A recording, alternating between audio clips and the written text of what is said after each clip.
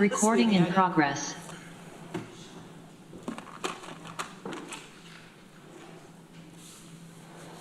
Good to go.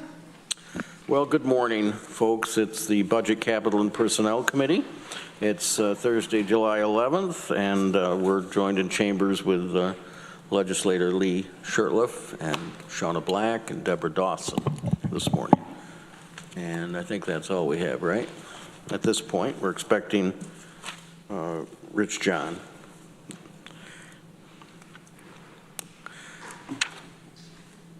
Let's get right into the minutes of June 4th. Lee has moved them. Shauna has seconded them. Questions or corrections? I just want to say our minutes are so good. I mean, not just this committee, but they really are the job that our legislative clerks do. And whenever I read them over, which I do regularly, I'm always impressed. All in favor? Any opposed? That's unanimous. June 13th. Deborah's moving it. Lee's seconded. Corrections? All in favor? Opposed? Carried. Are there any, the changes to the agenda are that there was some, Norma brought to our attention that the PAR forms in the packet were not up to what they should have been. Some were missing, some things were missing or had been shown, the amendments had been made to them in committee. And so we have a new packet this morning. And she told me that it would be all right if we put them over and talk about them at the next meeting, or we can talk about them at this meeting with a new packet. So I said, let's leave it up to the committee what you'd like to do. Deborah? Why don't we proceed to the rest of the agenda? And if we have time, then we can start on this new packet. But I think I would like to have some time to review it. Mm-hmm. Is that okay with the rest of you? All right, let's do that then. Do we have any comments from the public this morning? Brittany's shaking her head. We'll go to our county administrator then, Lisa Holmes. Thank you, Mike. My report was going to be centered around the PAR forms. Other than that, we've gone through the review of the capital projects with departments, and we are full on into reviews of the operating budgets with departments. This is the first week of that, and so far so good. Norma, I'm not sure if you had anything else you wanted to add to that effect. So I don't have anything else specific to address. There are some resolutions further on in the agenda. Do we have any questions for our county administrator? There comes Rich John.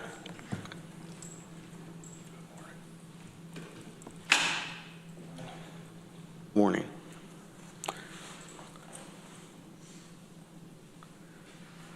Let's go to Director of Finance, Lori Scarrett. Thank you. Good morning. Good morning.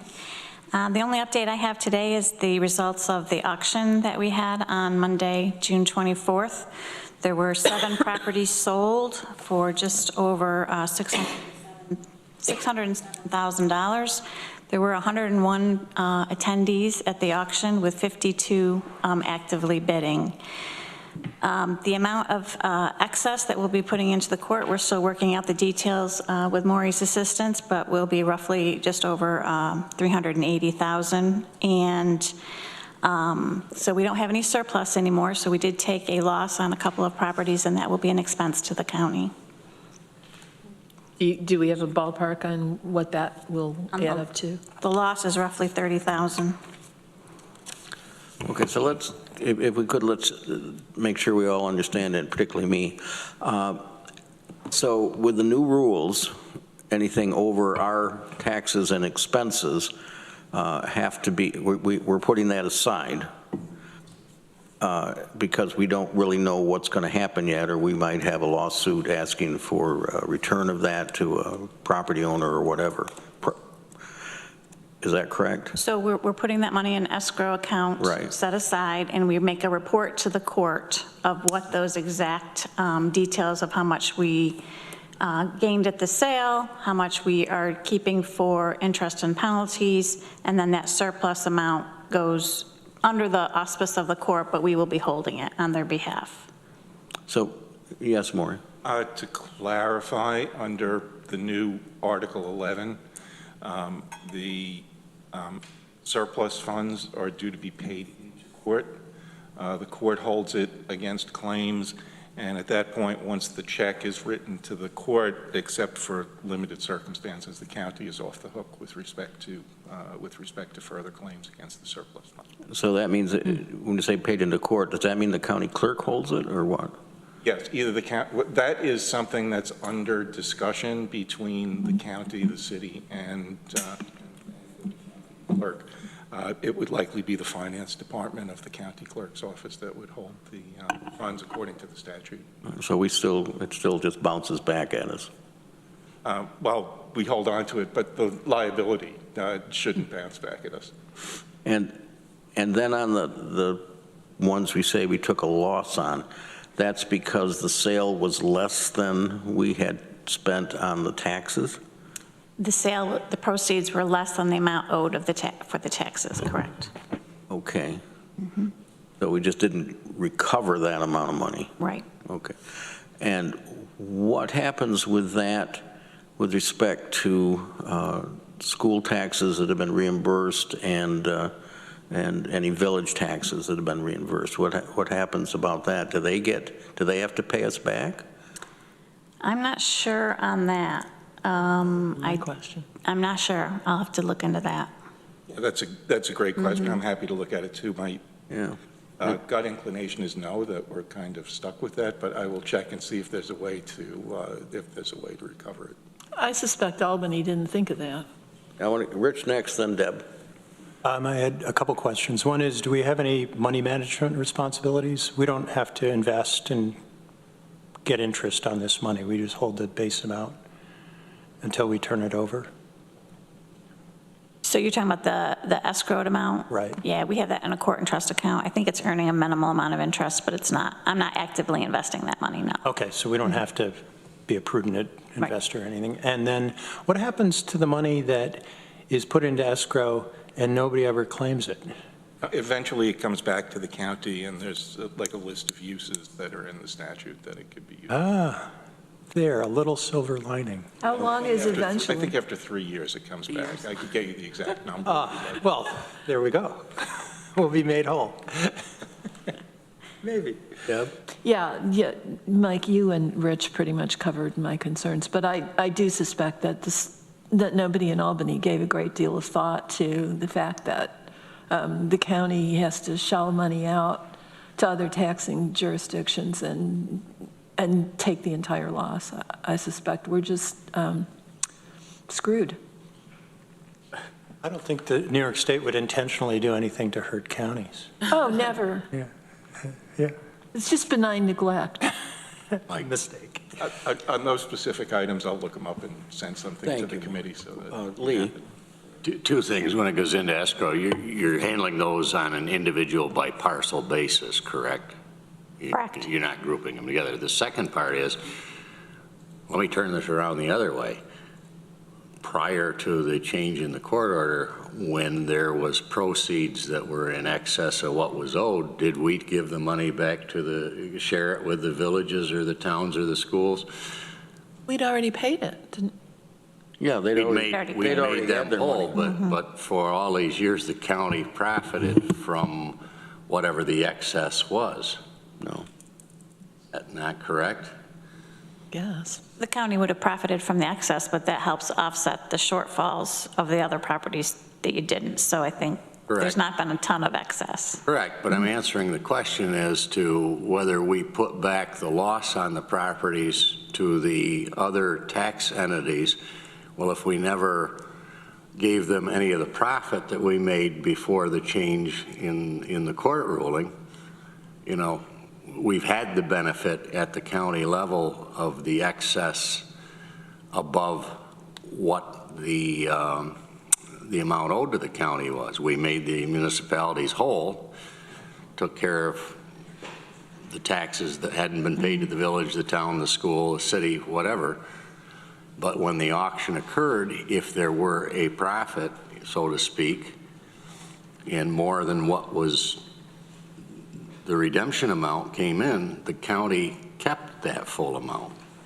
Yes, but you also have to think that there's costs associated with that, and the county is bearing those costs, whether it's the cost of the staff processing the information, the postage, the text searches, the Well, sure, auctioneer's expenses. but we were charging 2% a month plus 15% or 5% of the assessment every time it rolled over to a new year. So the penalties on it handled a lot of those administrative costs for as long as we've been doing this. It's not like we were probably losing a lot. I'll get you, Rich, but I wanted to say, remember that the schools and the villages don't have the ability to foreclose. Only the county and the city can do that. Right. And so that's is why we actually make the town, the schools and the villages whole, because otherwise property owners could pay their town and county taxes and never pay village taxes or school taxes and not necessarily be able to be foreclosed. All that the villages and the cities can do is sue them for that. Because as a mayor, I remember the problem we had before the county took over reimbursing us, which was a godsend. Well, my point was we never shared the proceeds if there was something in excess of what was owed. No. And it's kind of, it would be a little awkward to go back and say we expect them to take a cut of the loss when we've never shared on the other side of the coin. Your point. Rich, then Shauna. Lee, I agree with the point you make, except that it doesn't matter. That's the past. What we're looking at is the brave new world now, where suddenly the county is the responsible party between the towns, villages, city, and state. Why do we bear the responsibility suddenly to make them all whole? And I think we're fortunate here in Tompkins County in that we foreclose on very few properties, so the dollar value isn't as much as a lot of counties where they're going to really suffer. But I'm not going to go as far as to say to you, it was wrong before, so it's fair now. It isn't, in my view. Yeah. Shauna? I think this does the absolute opposite of incentivizing people to pay their property taxes. Because if they don't pay, and we keep sending them tax bills, then they still get to keep their property. If they continue not to pay and the house goes to foreclosure, in the end, they're still going to get their money. And at some point, people are going to realize how the system works. And there are many people whose loved one has died and they don't want to go through getting a real estate agent and all this.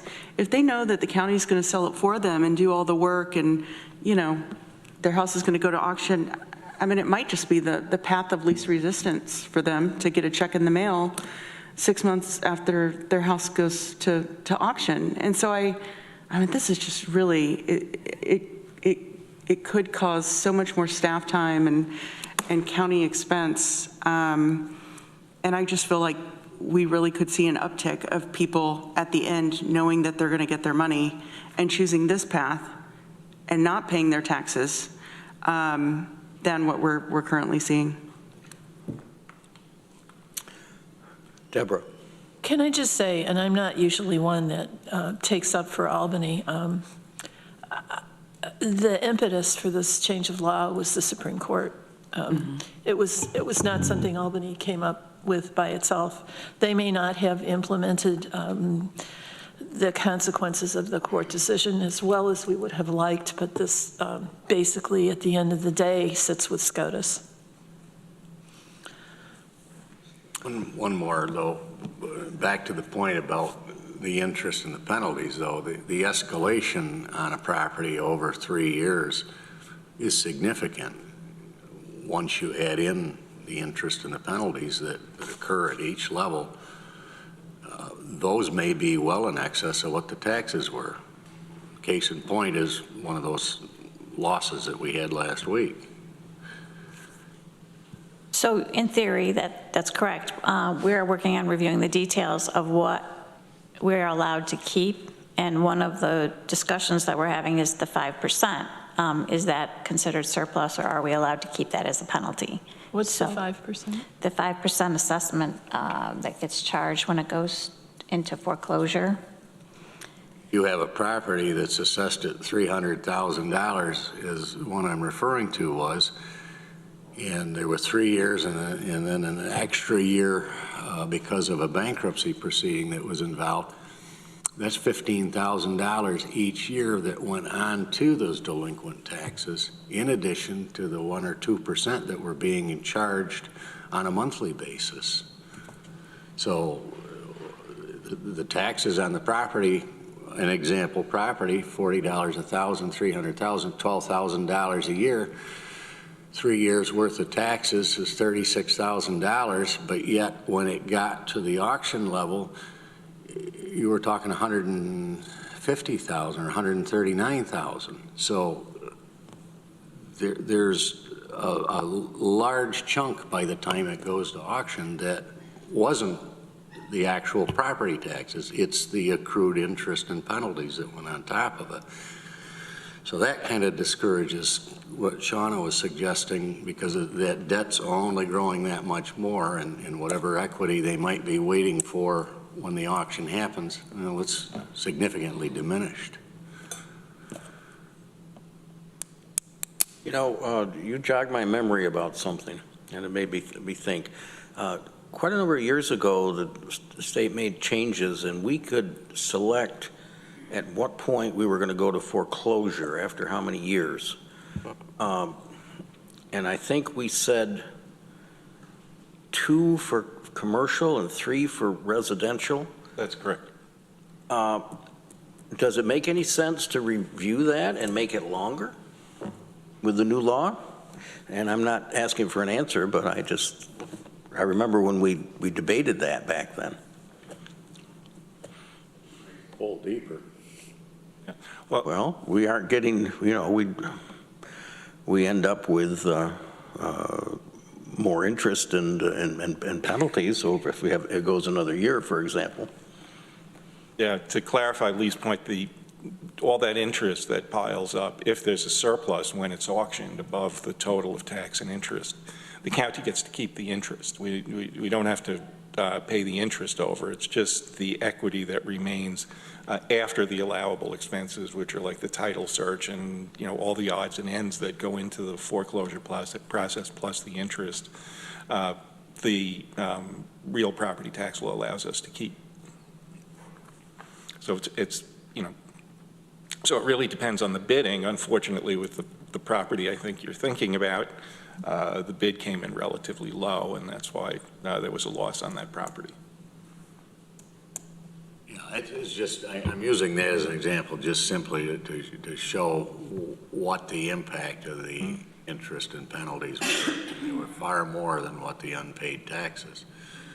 But there's a lot of county work that went into that. Well, Yep. yeah, if I may, I don't think the interest is cream for us. I mean, we've shelled out the money to the other taxing jurisdictions, so we've lost the interest on the money that we've distributed. I'm just not interested in taking up for how unfair the interest and penalties are. I think the penalties pay for our expenses, and the interest makes us whole for the interest on the money that we've had to forward, and now we just lose money on the low ball offers because we can't use the excess from the other properties.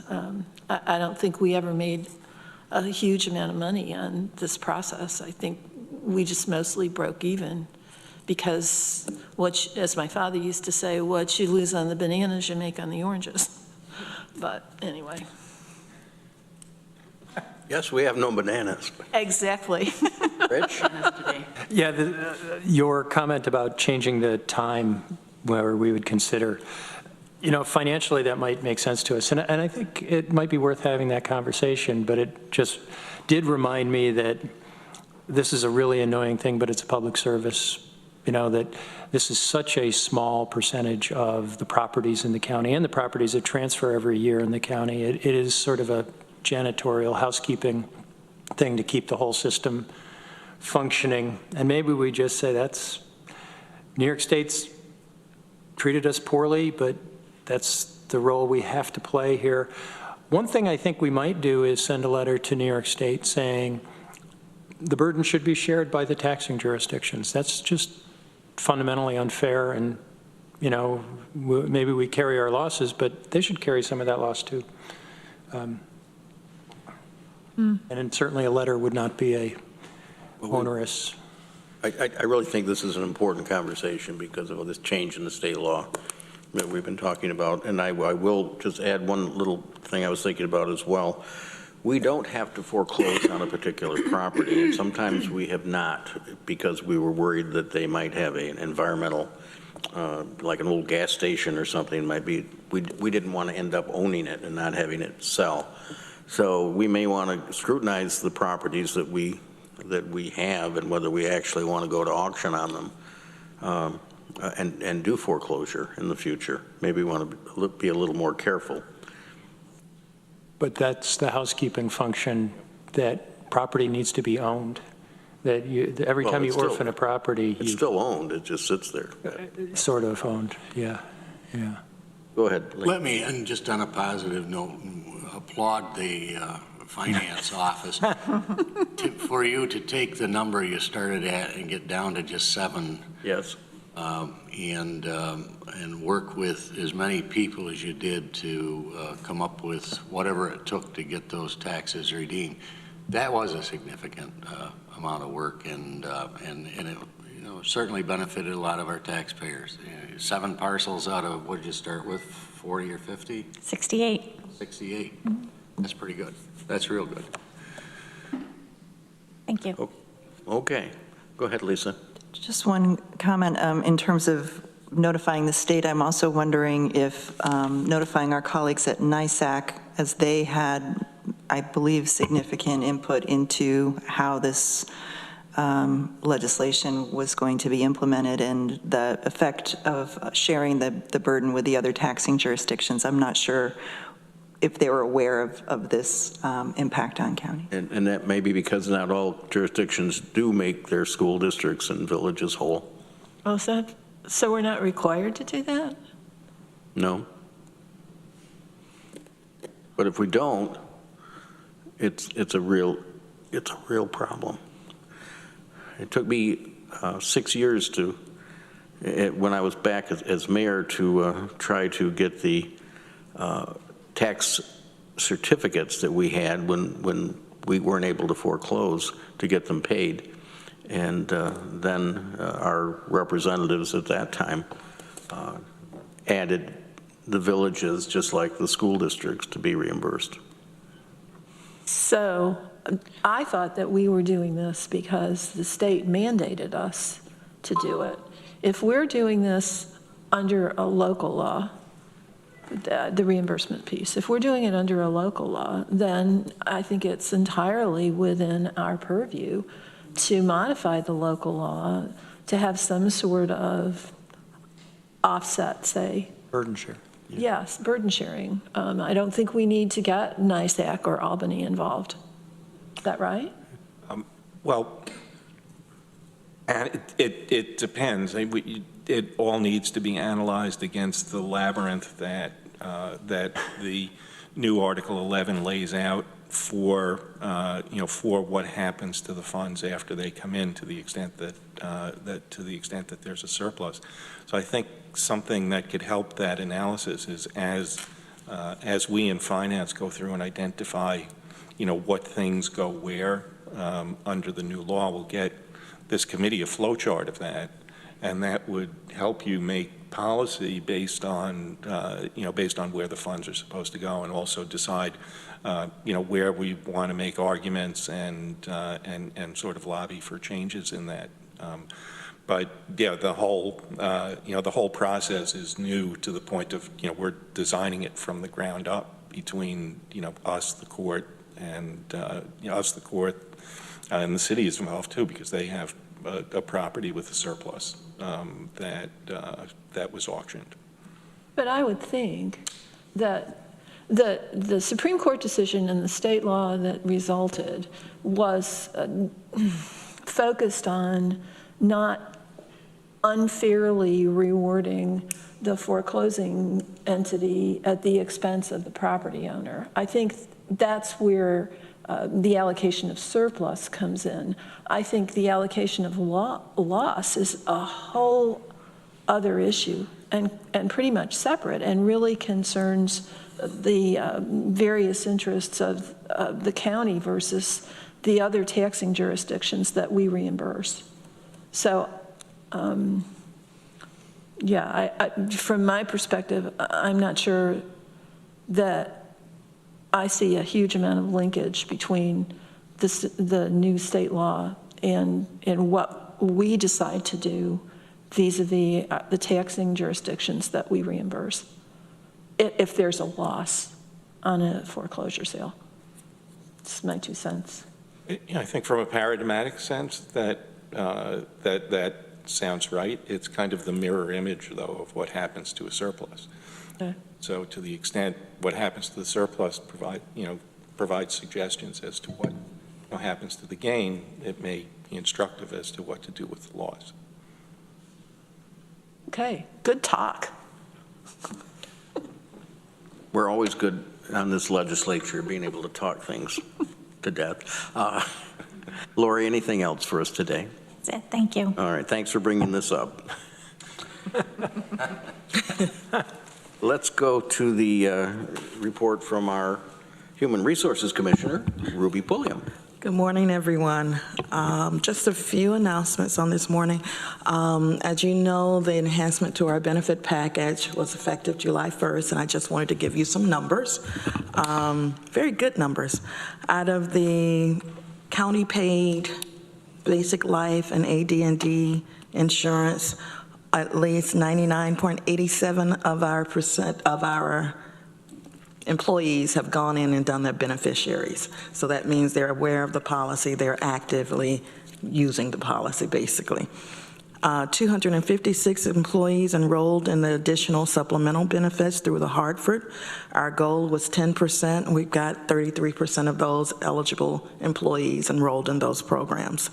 175 employees enrolled in the additional whole life insurance through Mass Mutual. That's about 25% of our eligible employees. And again, our goal was 10% enrollment.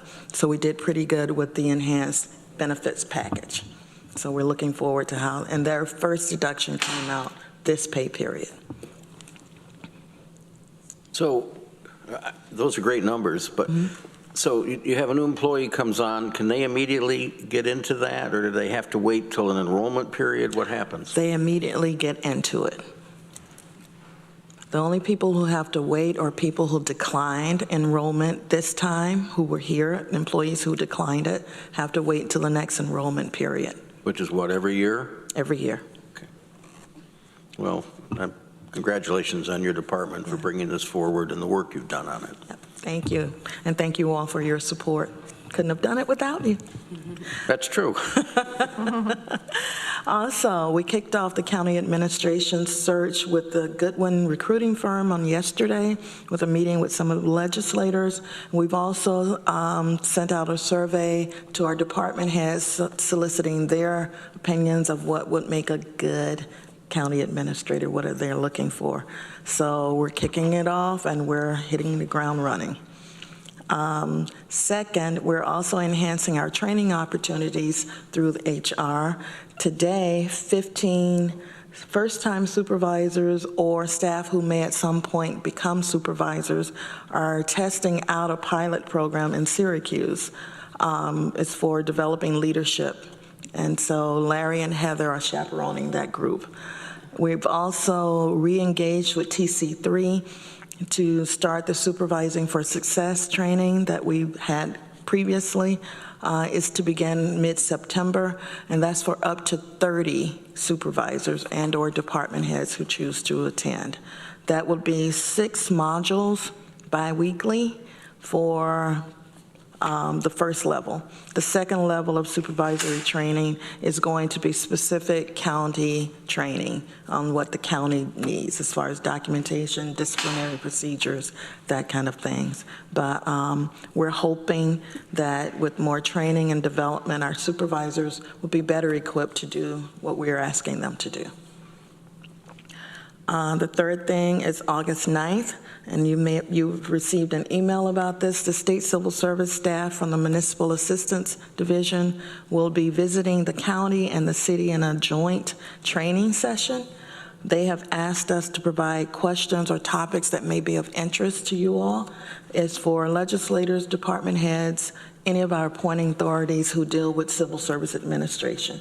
So if you have any questions or topics that you would like to have included, they want to tailor their training specific to our needs. So please see me with any questions or topics of concern, and you're more than welcome to attend. It's from 1 to 4 on August the 9th, and it will be at the library.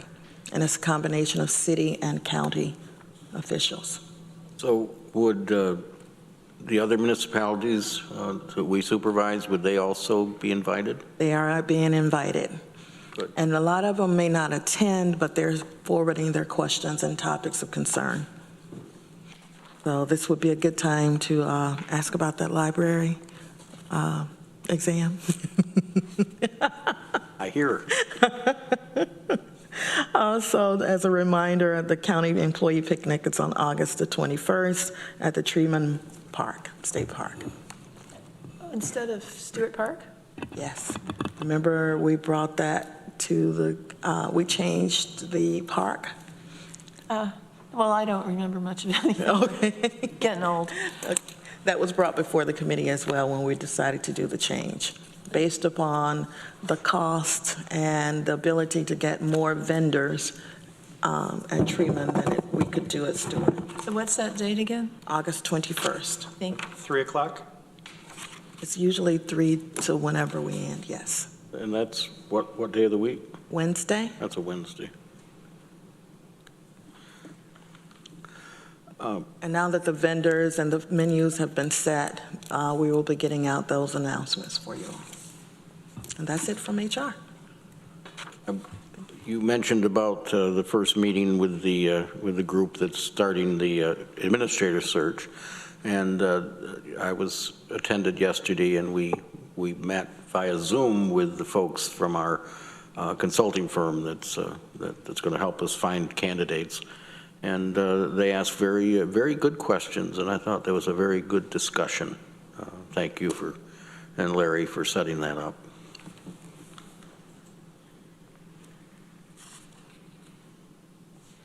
Anything else for Ruby?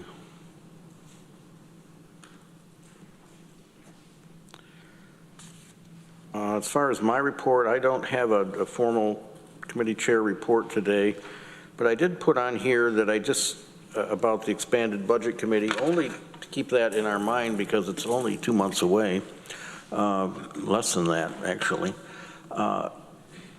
We've already set the calendar, so we know what the dates are going to be. And we're going to have the departments coming in. And I guess my question is, how are we going to have them come in? Are we going to group them by committee, or has any thought been given to that? Or are we going to just take volunteer department heads, or what? I think we can try to do it by committee, but it's also availability of department heads at times in terms of their outside schedules. I'm only thinking that if we could group them by committee, then because EBC, although we've had wonderful participation the last 2 or 3 years, if you had to miss one, that might not be the one you want to miss, the one that for the committee you're on, for example. Sure. That's what I was thinking about. We can do our best to try to schedule that way. Anything else about the process we wanted to talk about? I just want to put it on there for, in case anyone wanted to mention anything. Shauna? I guess I was interested to know how late we were planning on going each night. Well, we have to stop by midnight because that becomes the next day. Somebody asked that question. I think it was Katrina. And I thought, it seems like last year we were doing 2 hours. So I would think that if you planned 3 hours, I would think that that would be sufficient. Okay. But remember, last year, we didn't do everybody. No, but still, we're going to start at, I think, at 5? Is that what we're doing? We're starting, so I'm hoping to try to get through them in 2 hours. And what we have done in the past is we've limited the presentations to what they're going to give to us, and we've limited to questions and not to pontificating about programs and things like that. If you want to do that in committee ahead of time. Mm-hmm. We've tried. Mike, just, pardon me, Go ahead. for clarification's sake, so that we can provide the best instruction to department heads, because they're often wanting to know what key information the legislature will be looking for, the expanded budget committee will be looking for in their presentations. So we don't want them to do a departmental overview, or?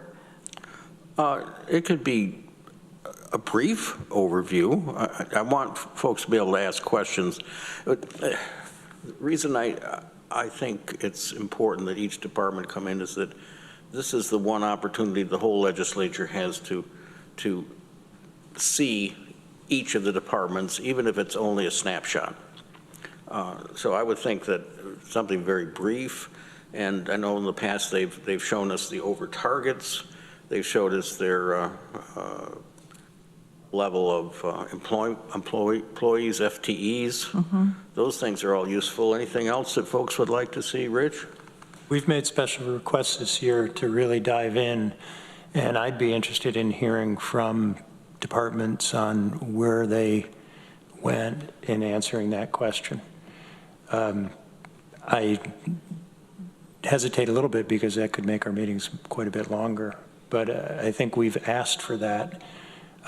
You're looking quizzical. We've asked for them to dive into what? We've said, show us a budget with a 5% decrease, is that correct? Where did you go? What did you do to do that? And, you know, certainly for a department that said, I can't cut anything at all, I'd like to hear, you know, why? Because other departments are going to have to do that, or have looked at it seriously, so I'd like to make sure everybody did. But I worry that our meetings, when they go over 2 hours, they become non-productive. I would be more inclined to have more budget meetings if we're going to need more time rather than go long. I think we get cranky, particularly on budget issues. I'm cranky just thinking about it. We start from different points, Deborah. So Go ahead, that's Deb. a good point, Rich, and I'm wondering if we can get some input, sort of in advance, from Katrina and Brittany about what dates might be available if we have to have additional meetings. Go ahead, Katrina.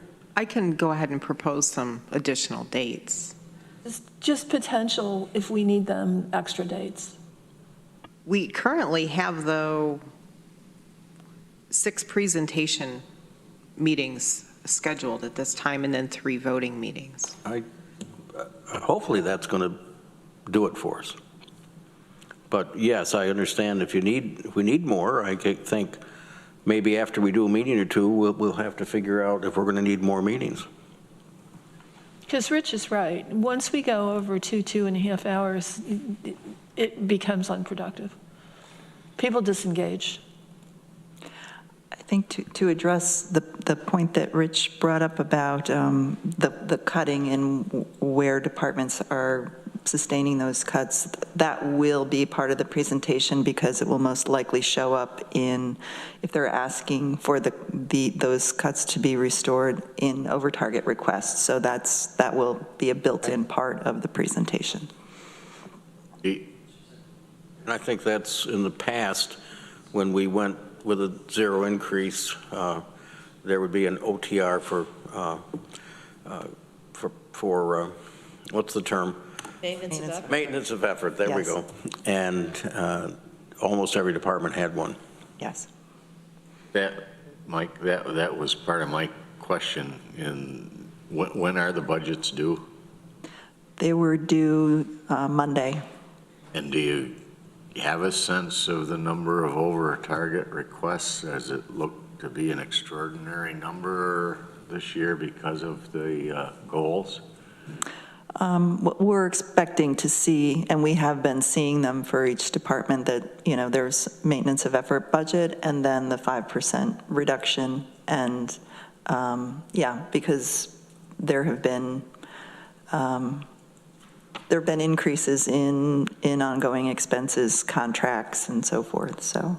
So that's indicative that we're going to get into more voting sessions than maybe what we normally do. Possibly.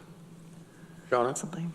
I know the schedule's already been made, but I guess my question is, if we think that the meeting's going to go over 2 hours, would it make sense to shift it to 4 p.m.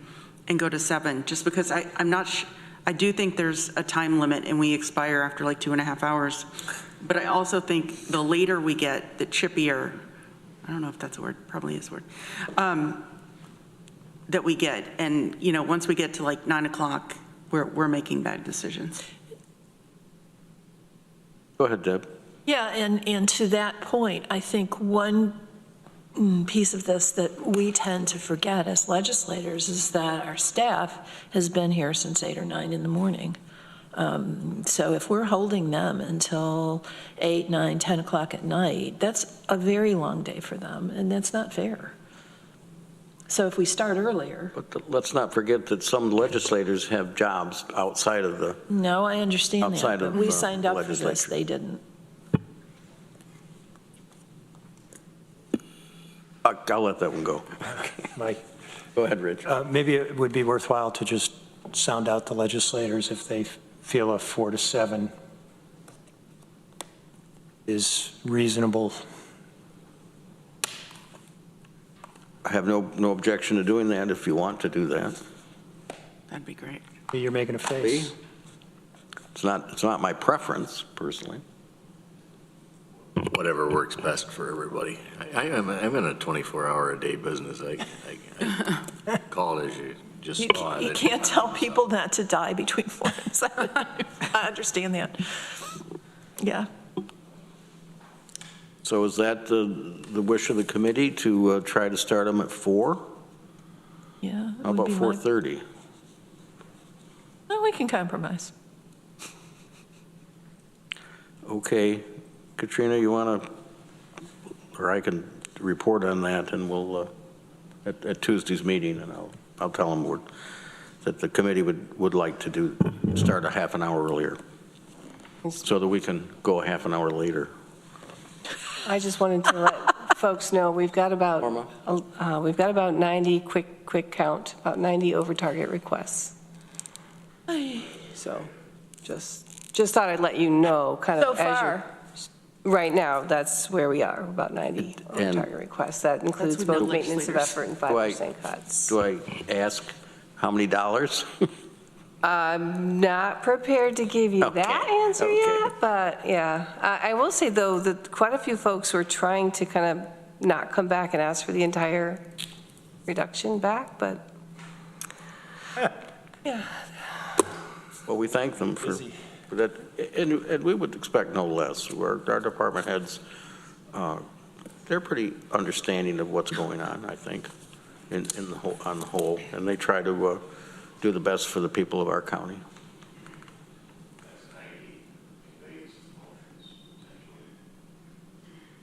And that's before we have the legislature's OTRs, yeah. So, Speak to that.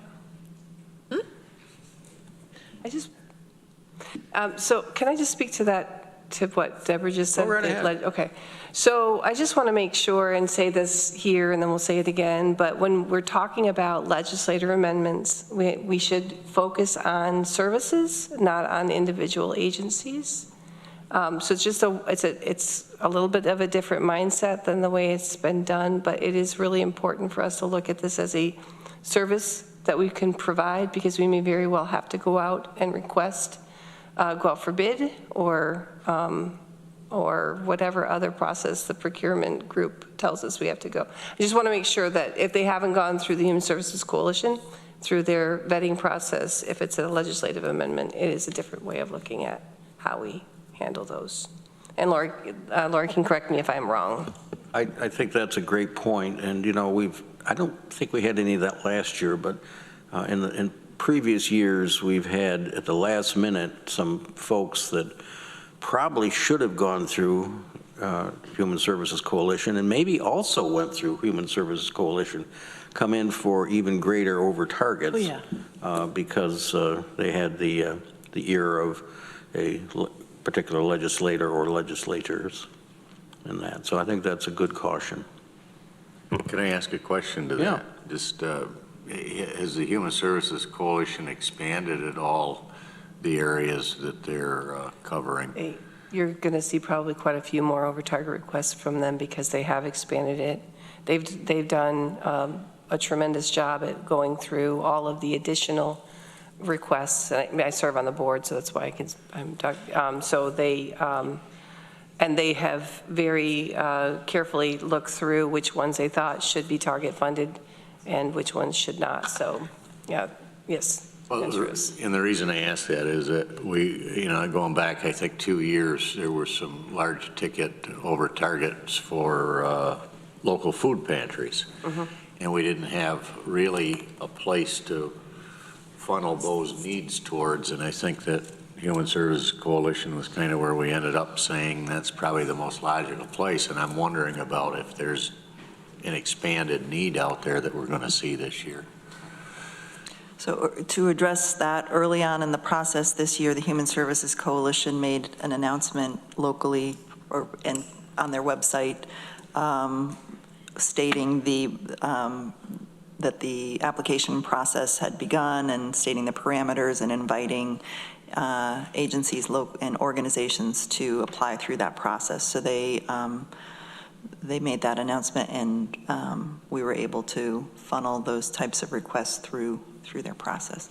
Homelessness is another thing that a number of programs are probably going to start to formulate around, and where do you move those to?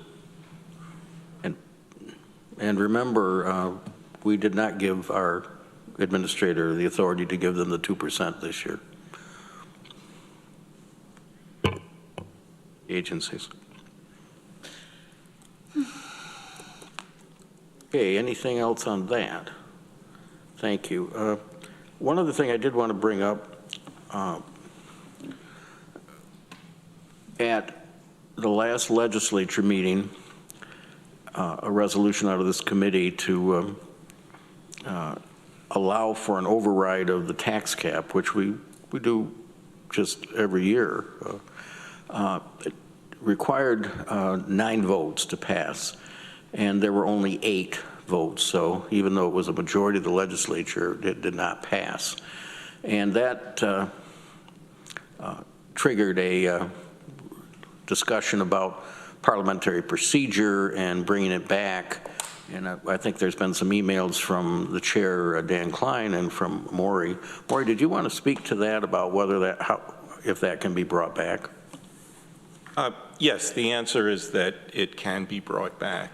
The emails go into an analysis of the multiple ways that that could be done, and we also consulted with a parliamentarian from NIAC. But the most obvious one that a body can use to change its outcome where something was voted down is to renew it or to present it as a new question. The limit on re-presenting it for purposes of a motion to reconsider, that's just limited to the specific meeting where it was first raised, or in the case of this legislature, the next meeting. But if it's outside that context, the question can simply be brought back. If you were to, you know, At the legislature meeting, or it doesn't have to go back through the committee again, is that right? it would not. It could be done. Just thinking offhand, it could be done as a member filed item, so it wouldn't have to go through the committee. Yeah, I don't think it needs to go through the committee. I could get you a more exact opinion on that before it's before it becomes an issue. But just as an analogy, if you think back to the multiple occasions on which efforts were made to repeal Obamacare, that question came up before not this legislature, but before Congress, I don't know, 20 times before it was ultimately laid to rest. So, obviously questions can be brought back subject to specific limits. Thank you, Maureen, for that. Deb? So if it's brought as a member filed, do you just put the original resolution back on and submit it again as the member filed? Yes, it would, in that instance, it would be a motion to renew, which can be made by anybody. I'm trying to be sure that I understand exactly what this thing's going to look like. Is it going to come on as a motion to renew as a member filed? Yeah, I think that's what he's that's saying. what, So you would say to renew, and then the old resolution would be attached to that. So if you wanted to put it on the agenda, because let's face it, the fact that two people were not here, one of them being myself, is what resulted in the fact that you got the 8 and 4. Mr. Sigler is going to vote against it because the Republicans always do, and I understand that. No, I mean, I understand that. That's a difference in your political philosophy from the Democrats. But the fact is that if we just did it as a member filed without getting it on the agenda in advance, it would require 10 votes, and I'm not sure you have the 10 votes. You may have the 9 votes to pass it. Yeah, that's what I'm saying. So I'm trying to figure out the procedure here. I think Maurice has said it should be a member filed. Right. So what am I filing? Am I you'd be filing a motion to renew. A motion to renew. Mike, the way Mike had just laid it out, it would be a motion to renew that. No, not if it's on the agenda. If, for example, Deb or another member wanted to do that, would you help them do the wording on that? Absolutely. Yeah, I'm just wondering what I put on that agenda. Do I put on the original motion or a resolution to renew the original motion? That's where I'm foggy. Well, if that's the substance of it that you want to have happen, Katrina and I will work with you to make it happen. That would be delightful. Thank you. Okay. Do we have Veronica yet? Let's see her. So we'll skip over Workforce Diversity Inclusion Committee update, and if she shows up, we'll go back to her. We got a bunch of resolutions. Shall we start going through them? Resolution A, to update the Administrative Policy Manual, Policy 02-42, Sexual Harassment Prevention. And I like the title rather than Sexual Harassment Policy. It makes it a little clearer, doesn't it? Moved by Shauna, seconded by Deborah. Discussion. Oh, everyone's looking Ready to at me. vote? Now, Ruby No. had something to say. No, I don't if you don't have any questions. This was simply a revision based upon comments from our last meeting. We worked with Maury to clarify some of the terms to make sure they are definitely related to the policy and the protected classes. So I think we clarified anything that was questioned. And have we added the language of the new law? Oh, that's not harassment. I'm sorry, I'm thinking of another law. Yeah, but we did model the state's sexual harassment policy, prevention policy. Okay. Well, this is a mandate by the state, and so we follow the mandates. Does it change the context of your annual training? No, in actuality, it makes it clearer for us to explain, because we further defined some definitions like inferior or what I may not like, but may not be actually based upon, directly related to those protected categories. So I think it makes it easier for the training. Okay, ready to vote? Those in favor? Any opposed? That's unanimous. Resolution B is the approval of the 2024 amendment to the Municipal Cooperative Agreement for the Greater Tompkins County Municipal Health Insurance Consortium, 12530. Someone want to move that one? Rich, seconded by Deb. Discussion.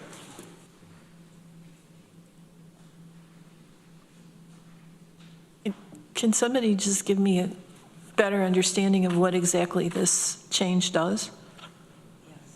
I can. Thank you. So, so every year, the Department of Financial Services requires the consortium to update its membership, essentially.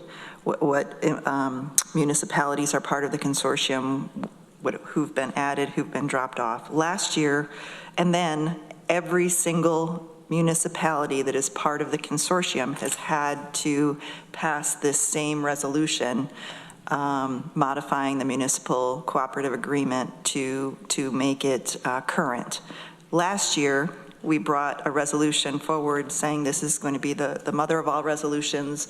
We'll never have to do this again. It will just automatically, it will be an evergreen, so to speak, resolution, and the Department of Financial Services said that that would be acceptable.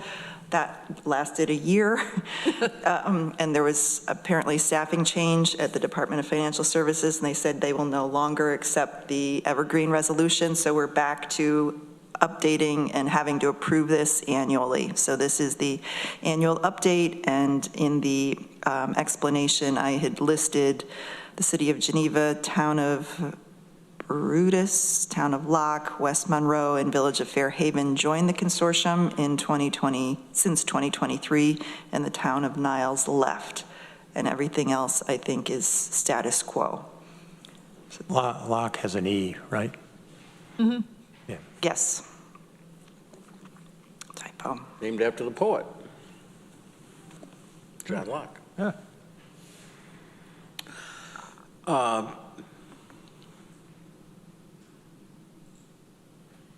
Interesting. I wonder why the Town of Niles left us. We don't know. Ready to vote on this? All in favor? Any opposed? Thank you. That's unanimous. All right, now we go to authorization to accept funds, create positions, and budget adjustment for the Crisis Alternative Response and Engagement Care Team. Office of Mental Health, Funding, and Whole Health, 12505. Need someone to move that one. Shauna, seconded by Rich.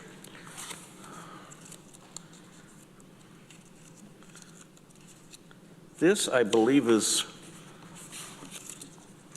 funded by grants. Is that correct, Lisa?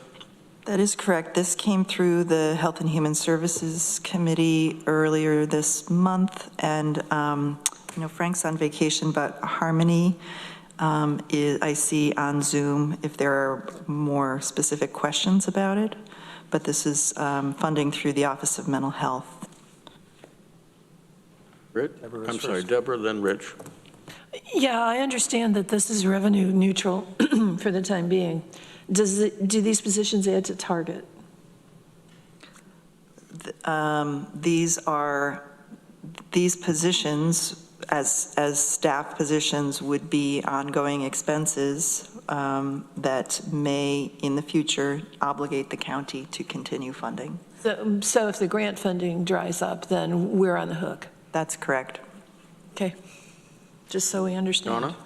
I'm just going to add that this has gone through HHS, and I believe it's two-year or three-year funding? Is that what it was, I would Lisa? have to ask Harmony if she's available to speak to that. Yes, it's a 2-year funding. It's a total of $600,000, and these services will also be billable for Medicaid reimbursement in 2024 and 2025. All private insurance companies will also be required. It's not clear, though, if that's really going to cover all of the costs long-term. The hope OMH has is to eventually get these programs to be completely sustainable, but to date, they have not been through insurance billing, so there's no guarantee we're going to get that in the future. But we will be working towards billing for these services during this funding period. Thank you. Thanks for that explanation. Rich? Just because I'm occasionally critical of New York State, I do want to note this seems to be a really appropriate use of Office of Mental Health grant money. I've been, as I said, critical of some of the other spending they've done inside the Department of Whole Health. But this is targeted. It seems to really be making a difference in our community, and it's welcome. Thanks. Lee? How many hours does this expand the availability of the care team? We've been, with the first group, you were looking at Monday through Friday, daytime hours primarily. Does this give us a good bump? Yeah, it would be another full-time team. So it would be another deputy. We're going to start with a rotation of deputies, similar to what we're doing in the city, but it would be another deputy and another clinician who could go out. There are two models we're looking at. We're looking at the data of when are the teams most needed. So should we have some weekend and some evening hours? The other idea is to create a second team for the county that's on like opposite sides, because one of the things we've noticed is sometimes there are situations the care team's too far away to get to in the county.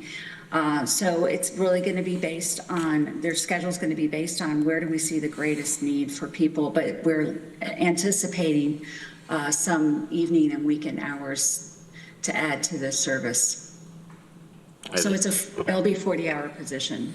I think that's great. If you can make the model that's work daytimes go into the other hours, that's where a lot of the need really is.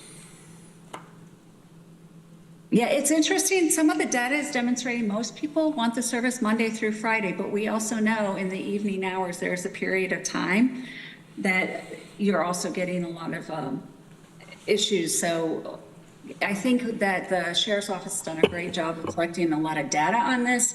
So we have good information. We've had the one care team up for a year in August. So we can kind of look at when were the calls that would have fit this model come in.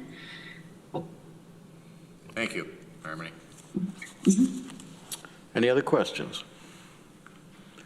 Ready to vote? Those in favor? That's unanimous. Thank you. Now, where do we go? We go to Resolution D, appropriation from Contingent Fund, Terminal Pay, Office of Employment and Training, Clerk and Workforce Development Coordinator, Workforce Development. That's 12537. Moved by Deb, seconded by Rich. Any discussion, terminal pay resolution? Those in favor? Any opposed? That's unanimous.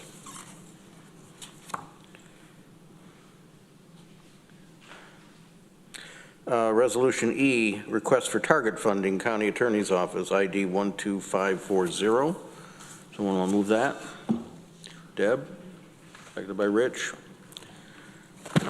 This has to do with that position that we talked about previously, as I understand it. No? No, this has to do with in preparation for the 2025 budget process. There was an error detected in the 2024 budget target where the deputy county attorneys was budgeted at 35 hours a week instead of 40 hours a week. And this makes that position whole for 2024 and sets the target accordingly for 2025. Rich? So will this end up getting the deputy county attorney a premium payment or an extra payment? I don't want to call it premium. No.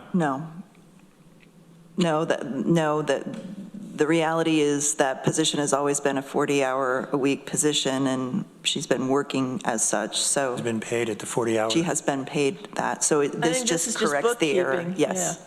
Okay. I was going to say that she earned it this year, but, okay. Yeah, does she That get is paid true. for the 70 hours a week she was working? Okay. Okay. Ready to vote? Those in favor? Any opposed? That's unanimous. F is target budget adjustment, Board of Elections, workers' living wage adjustment, ID 12491. Someone want to move that one? Rich, seconded by Shauna. $4,000 to the election workers.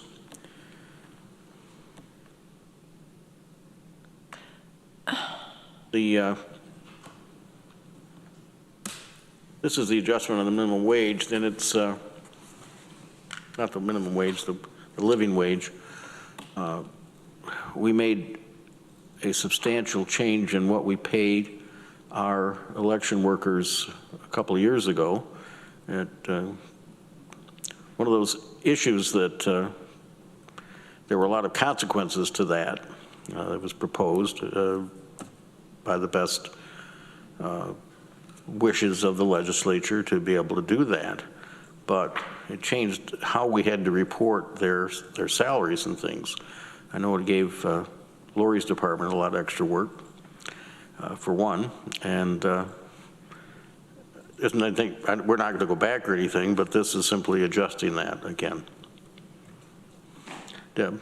So this is for the poll. I guess I was just trying to understand how we can set a target for that when you have a year like this one, where it seems like you have 1 million elections, and then next year we have much fewer. I mean, maybe this is just me worrying about something that doesn't really matter. Norma I can just respond. wanted to point out that there's, and maybe to speak to what you're asking, there's more in the budget that was one-time funded. So those will have to come out of the reserve that we've set aside. It's not a true reserve. The fund balance, the allocation that we've set aside to pay for increases for 2024. But because those are one-time funded, not target, we're not increasing their fiscal target for the. But it says that in the resolved clause that the administration is authorized to make this budget adjustment for the fiscal year 2024, and that this change will increase the 2025 fiscal target. Right. This is the only position that was target funded. The rest of it will be handled at a year-end resolution when we kind of clean up all of the accounts for salary adjustments. So this is one position? It's one or two positions. So these aren't not in total. It's not the poll workers that come in on a one-time basis? The only portion, I'm sorry, maybe I'm making this more confusing, it's the only portion of the poll workers that are in their fiscal target. The rest of them were funded with fund balance in 2024. Okay. So the rest of the salary increases will come through a general resolution or through, I have to talk to Lori about it. It's either going to go through a general resolution or it'll be part of the year-end cleanup, because the money's already been budgeted for that. Okay. Yeah. I think. Any other questions? Ready to vote? Those in favor? That's unanimous. Down to G, contingent fund request, county administration, professional services, 12557.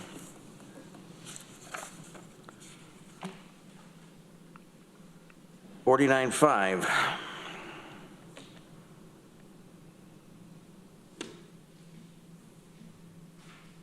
I'll move it. Who wants to talk to this one? Should we get it on the floor?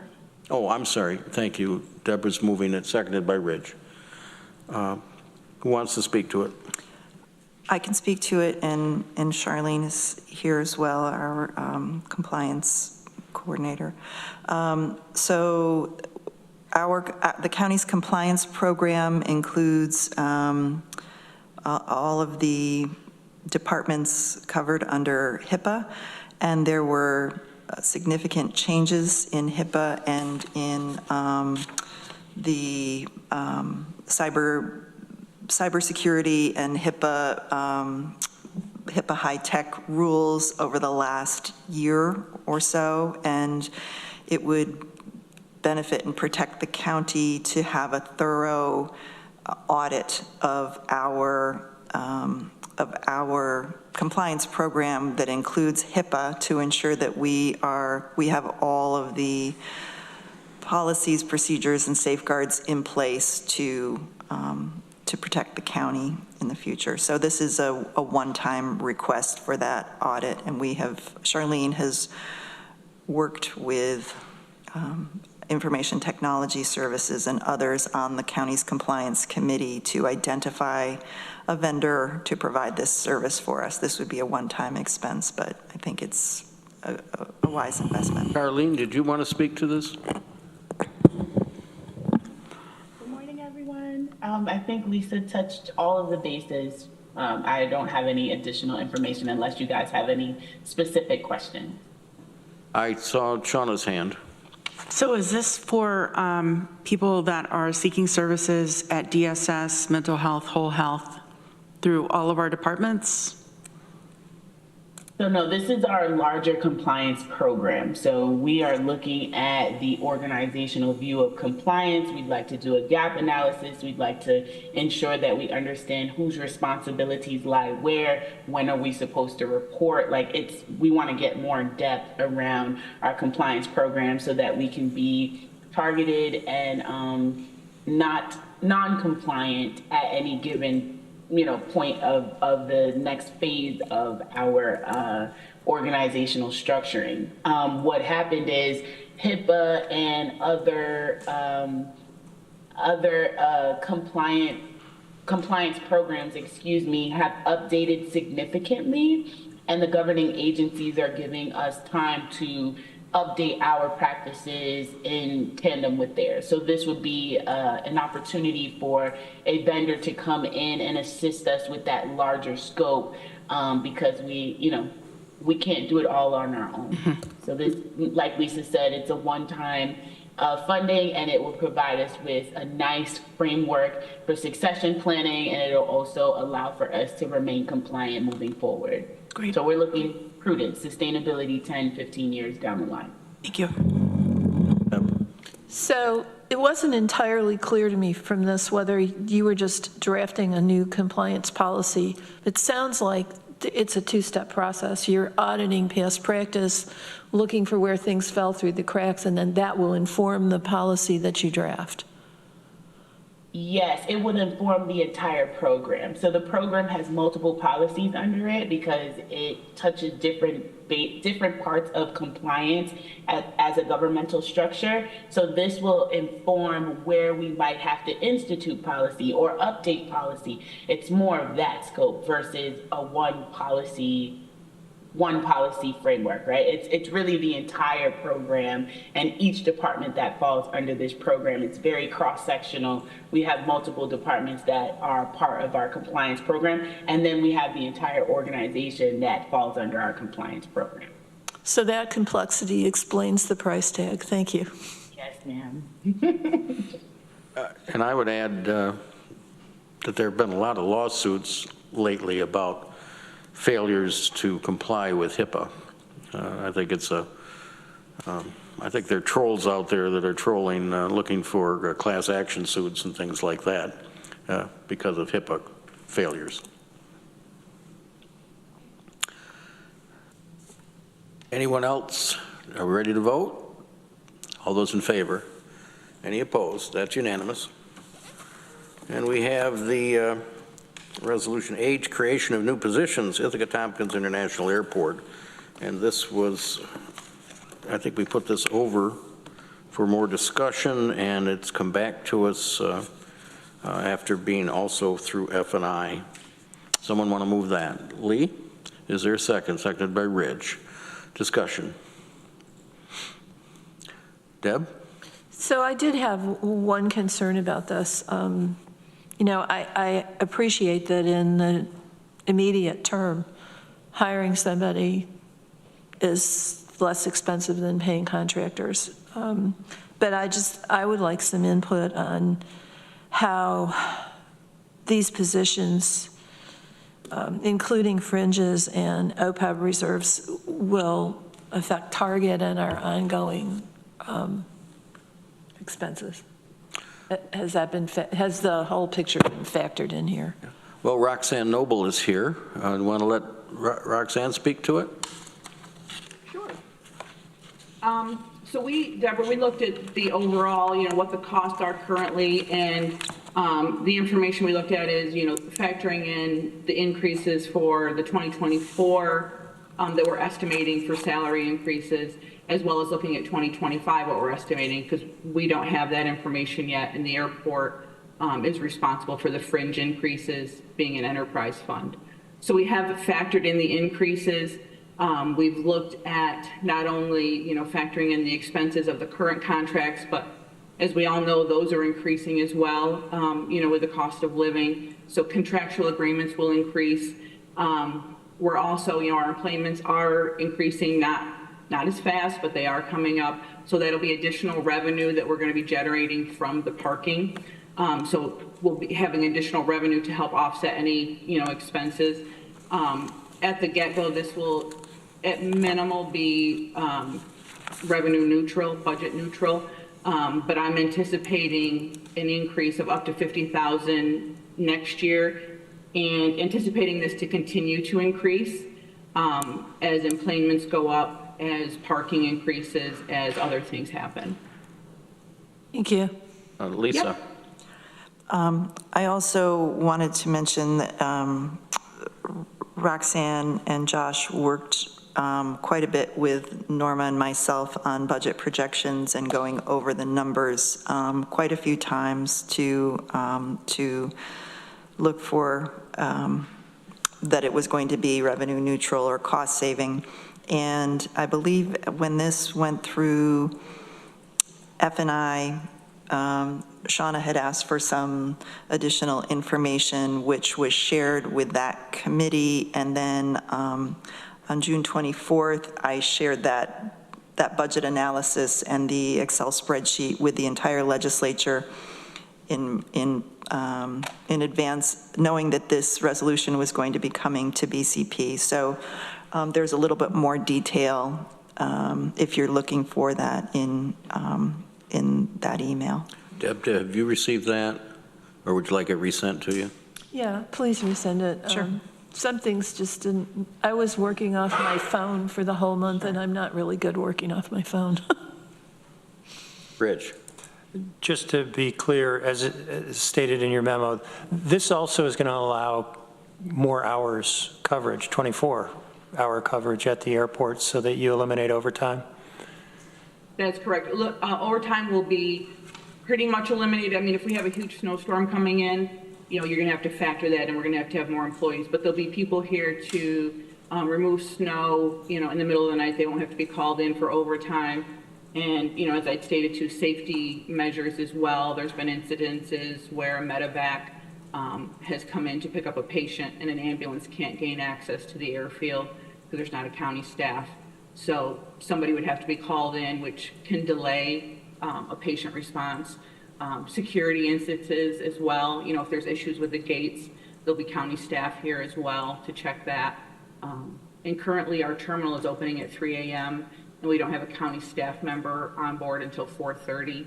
And so you have, 100 and some passengers in the terminal. All of our airport operations staff are EMTs, so they can respond to the terminal. I mean, we appreciate our volunteer agencies. Lansing's great. but having somebody here, you know, we have had life-saving events in the terminal as well. Thank you. Yep. Other questions? Are we ready to vote on this one? All those in favor? Are there any opposed? That's unanimous. Thank you, Roxanne, for being here. Thank you. Deb? Yeah, I just want to point something out. You know, we've set this very restricted budget target for next year's budget. We're talking about 5% reductions in target, as I understand it. You know, when I say we, I exclude myself, I wasn't here, failed to pass a resolution to exceed the tax cap, which nobody wants to do, obviously. But I want to point out that today we've passed 3 resolutions that increase target. Not by much, but still, we've increased target in 3 departments, and nobody's arguing that the increases weren't necessary. But I just think about what we're doing. We're increasing target at the same time we're asking departments to reduce it by 5%. This is going to be a dumpster fire of a budget process because inevitably those 5% cuts are going to cut things that people in the county need. I don't know how we're going to negotiate this, but I, for one, am not much looking forward to it. Could you clarify that, Deborah? That's a good point. Lee? No. I'm sorry. I'm just trying to understand the increasing target. They're coming to us as revenue neutral, but you're This talking year. in the longer term. Yes. That it's an increase in target Yes. if we continue to maintain those. Yes. And I think that's what the selling point on any of these is that for now, they're not impacting the 2025 budget, but they have the potential to do so in future. In the long term, and again, you know, one of the points that we discussed at our budget retreat was, has anybody gone back and evaluated the OTRs that we passed that turned into target? You know, this is, I don't know what the right word for it is, like budget creep. You know, we pass these OTRs, we address these immediate needs that add to target, and then all of a sudden we turn around and say, cut it by 5% because we don't want to raise the levy. It doesn't work in the long run. A partial answer to what you said is that Corey and Norma did a presentation of some deep look at some of the past over targets that were introduced by the legislature. And there's I know you've been away, but there is this new program that you can look at, and it's interactive. So that's some of what I think you're asking about. I'm actually not asking about anything. I'm just observing that once a year in the budget process, we all of a sudden say, okay, we need to cut. But then throughout the year, every year, these needs arise and we add. And I think we just need to be a little more aware of the impact our adding has on our cutting. Go ahead, Rich. Yeah, you make some good points, Deborah. One is, though, I would mention is the airport resolution we just passed actually should save money because we're going to reduce contractual expense, and that's target as well. Whether in the long term having headcount leads to longer term increases, I don't know. But I do share your, I think you're right. We're going to have a very difficult budget season, but this is what we set ourselves up to do. And I think it's a healthy thing that we haven't really looked at has our budget crept where we're really not getting value for some of the programming we're funding. I think we're going to have really difficult discussions, but that's what we're supposed to do. And I agree with you that in past years, we've really focused on OTRs, so it's just the new spending. And I'm hopeful this year we look at some of the existing spending and make some difficult choices. Yeah, maybe 3-hour meetings and more of them are going to be necessary to get through this, but I think this has been overdue. It's going to be really hard, though. And you're right, Deb, some of the things we do seem hypocritical and maybe are hypocritical. But I can't think of anything more hypocritical than at the same time we're asking for reductions in our budget, we're going full steam ahead for a $40 to $60 million new center of government building. But we are, and that's what happens. But we're elected officials and we get faced with decisions all along, and it's hard not to be able to try to move along to make the organization operate smoothly. But I agree with you. We do things that maybe we shouldn't, and we've done that for all the years I've been on the legislature. I can tell you. I don't think it's hypocrisy, Mike. I think it's just, once a year, we take the long, 30,000-foot view, and then the rest of the year, we're faced with these on-the-ground exigencies that we need to address, and there's tension between those two perspectives. Rich.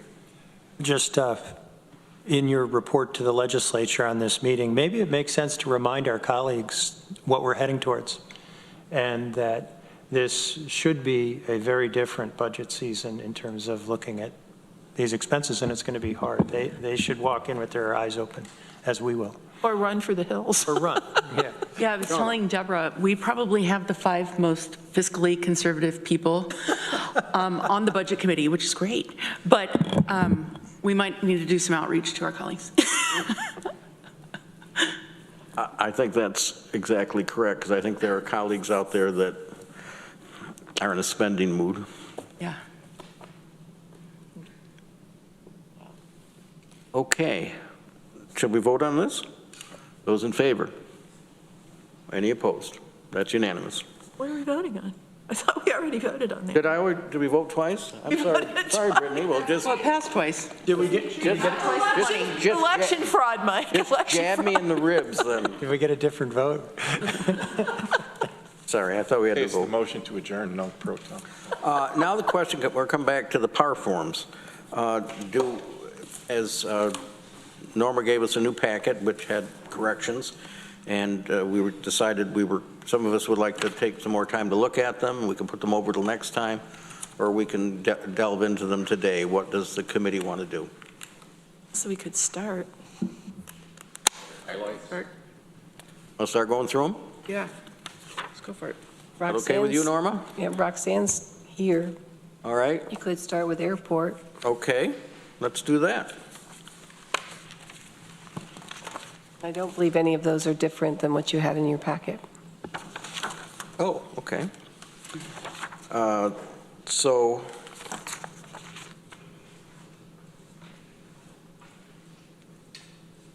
the first one, let's see. I think we went through F&I with these, of course. We've got airport acquire a blower broom.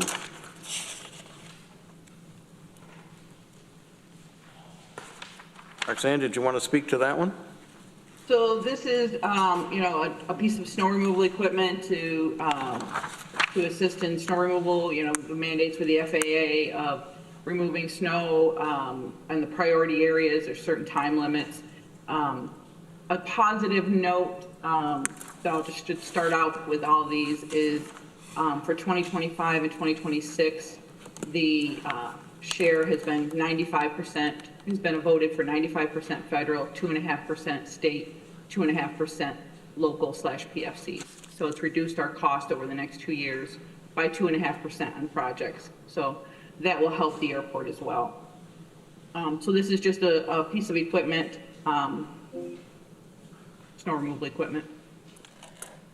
Any questions on that one? Can you clarify? Deb and then Total Shauna. project cost is 1.3 million. Are you saying that the airport share would be only 2.5% of that? Correct, 32,500. Okay, thank you. Yep. On the back, on the second sheet. Okay. That does go to PFCs if we can have those, that amount of PFCs to support it. So Mike, your turn. Okay, Donna? so I actually have a question because all of these are mentioning PFCs. And I wish we had tons of PFCs, but we all know that that's not the case. And our PFCs, I mean, we were in the red for the airport for many years. We continue to be in the red. We had thought that PFCs were going to carry us into the black. That's not the case. And so I guess I'm just wondering why you keep, why there keeps being a line item for PFCs whenever we know we're not even meeting the expectation prior to all of these requests. So these can be covered with PFCs, and they will be put in an application, and as we collect, PFCs will cover these. So as we're collecting, they're covering projects. I have been reaching out. Drew and I from finance are going to be working with Tom Horth to see exactly where we're at with PFCs. Drew's been extremely busy with the short staff in finance and doing some other things. So PFCs, you know, the county has upfronted us in the past, but we've always reimbursed. We can put the money back in. So if a PFC, so PFCs, they will cover this. It may be just longer to collect than where we were at. And the reduction for next year, the next 2 years will truly help as well. So these are things that we have to do that are mandated. We need this piece of equipment per the FAA. So I guess I'm just confused because the accounting isn't working in my mind, because I know that PFCs were also supposed to pay for our customs building, and we're in the hole for that, $250,000. PFCs can't pay for customs. That's separate. PFCs can only pay for AIP projects that are approved by the FAA. And right now, so what we have done as well is, like, for the debt service, the county has thankfully given us, 50% of our debt service on the terminal expansion. The other 50% we're putting into our budget to be covered with airline rates and charges of the debt service. But anything that we're mandated to do that can be covered by PFCs will be put into a PFC application, and as we collect, it will go back to the county. Does that make sense, Shauna? And I'd be happy to sit and go through this more as well. Yeah, I mean, I would like to just see a balance sheet, I think would help me understand, because I just feel like we're so in the red with PFCs, and we keep saying we're going to use PFC money, but you can't. Lisa wants to comment. Yeah. I have in my notes from our capital meeting with the airport and finance, I believe Drew was there, and what I have in my notes is we have $336,000 total in PFCs for all airport projects in the 2025 capital plan. What was that figure again, Lisa? 336,000. And we're anticipating collecting about 312,000 in 2025. So and how PFC works too is, so things will happen in a year, but PFCs are collected over multiple years. And I know this probably isn't making as much sense right now, but so we have applications where we list multiple projects that get approved, a PFC application that gets approved. So we're continuing to collect them. They're applied to projects. They're approved to be applied to projects. And that's where, so Drew and I and Tom Horth are going to sit and really see where we're at with the balance sheet to make sure that, where we are on track, what we're behind, and what we need to do, where we are collecting. Go ahead, Deb. So that would give us roughly 650,000 in PFCs, but as I recall, the cell several years ago to finance the airport expansion was that the debt service would be paid by the PFCs. And my vague recollection is the county's been paying that debt service. Is that correct? Yeah, for the terminal expansion project. And how much is that in a year? I would have to go back and look. But the PFCs aren't covering it. I mean, I think at the end of the day, my concern, and it echoes Shauna's, is that it seems like we keep saying the PFCs are going to pay for everything, and we keep using the same PFCs to pay for more things than the PFCs can pay for. And I guess my concern with some of these requests, which I understand are necessary, is that we're just adding to that burden of things that we don't have enough PFCs to pay for. Rich? Yeah, I have a clarifying question. The PFC, pardon me, I didn't silence that. Sorry. The PFCs, does the federal government essentially finance those? Like, do we pass over the PFC money when we get it? So is it kind of like an interest-free loan? It's not a The loan. PFCs are a passenger facility charge that's Right. charged passengers that comes through the airline. The money comes through our finance department. It's set aside in a separate account. It can only be used for. No, Roxanne, I guess I didn't ask my question. I know what they are, but we collect them. If we don't have enough to pay, what happens? Does the federal government just wait until we have them and then they take that money? Are they financing us, or do we have to pay by some other method when we don't have PFCs? I'm not sure I'm understanding that correctly either. Okay, say if we've committed to fund these different things and we're thinking we're going to pay with PFCs and we don't have that money, do we have to pay from another source? So the county will, if a project, so we'll have a project, say, $1 million, or say even this one, $1,300,000, and $32,000 needs to be from PFCs. And as the project is completed, the PFC project is on the PFC application that $32,500 of PFCs will be applied to this project. So we've paid for the project. So then when we have the $32,500 before the project can be closed out, it's transferred from the PFC account to the project account to cover that. If we don't have the $32,500 to make it whole, the county has upfronted the money, and then we reimburse the county. Is, I believe, how it has worked. Okay, so we're not getting any help from the federal government. They're just reimbursing us and we have to pay the bill. Okay. Yeah, they're reimbursing us their portion, the 90%. The state pays the 5%, or in the next 2 years, the 95, 2.5. Okay. Shauna? So Roxanne, whenever I add up all of the PFCs that are going to be due in 2025, it comes to $506,600. And you're mentioning that we're only going to get $336 for PFCs. Am I missing something? I think so, because I added up, I think we're at 357 for 2025, Shauna. Because I added up all the PFC passenger facility charges for all of the projects. I just did the line items that are noted there for 2025. I thought I had gotten them all too, but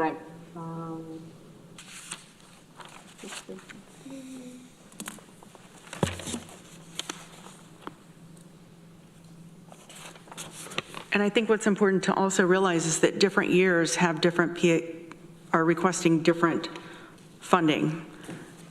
So for example, in 2024, it might be a certain amount, and then in 2025, it might be a certain amount, and then in 2027, it can increase.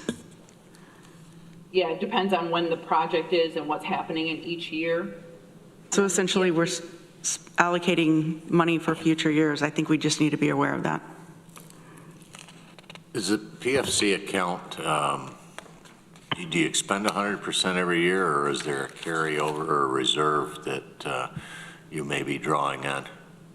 There's a carryover, and again, that's what Drew and I are hoping to get back into working on to see where we're at. So we have, it's a larger account, and then it gets applied as necessary for each project. Rich? Yeah, just again, these aren't optional, as I understand it. You're mandated to do these things to have an airport. Correct. Okay. I like Shauna's idea of getting an accounting for the PFCs so we could see it. And I'd be more comfortable if we could put this off for a month. But I don't know, is there urgency? We need to do anything today? We don't have a resolution on these. We're just reviewing them today. Okay. Yeah, I think this will all make sense, but I'd like to take more time on it. Okay. So then, let's go to the next one. Now that we've talked about the broom.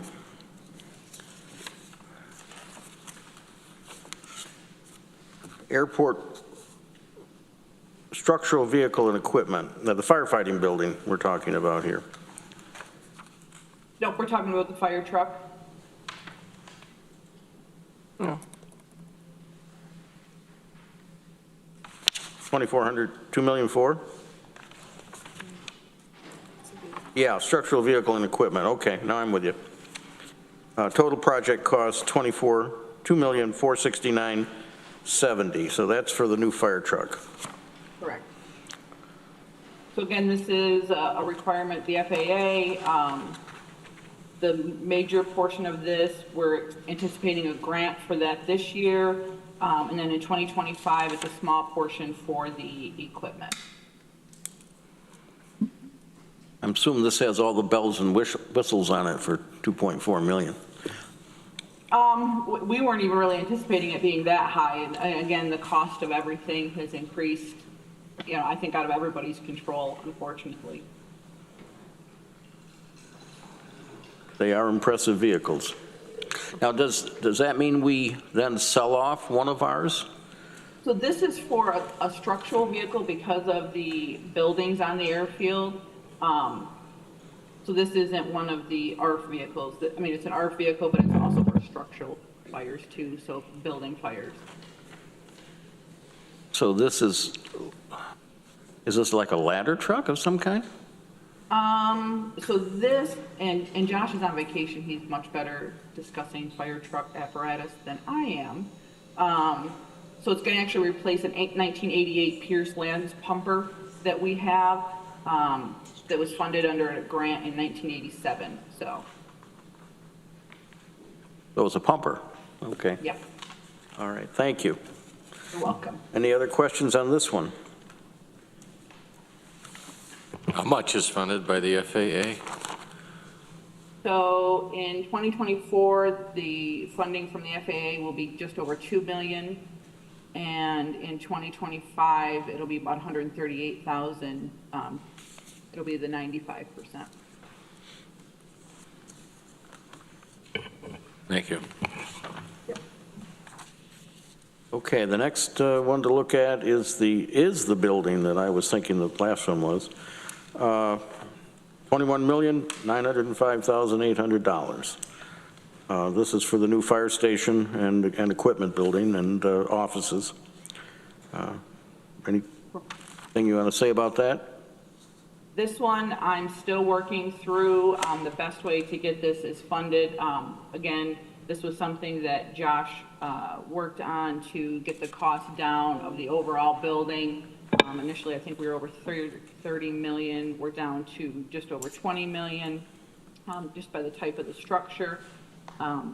We have a meeting coming up for the design, meeting with Terry Carroll, including him as well, looking at the building, but I'm really delving down to get the funding so that there's the least amount to the airport as we can.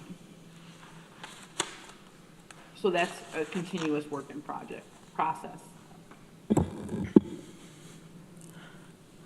Donna.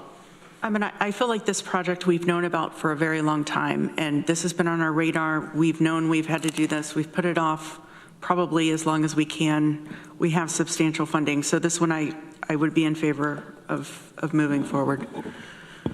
Thank you. And I truly appreciate the help. I mean, the county and the legislature has helped with, you know, the additional grants, congressional direct spend. We have state grants. I think Norma, Lisa, and I, and Josh have probably looked at these numbers more times than I think I've woke up dreaming of these numbers, or nightmares, I'm not sure which.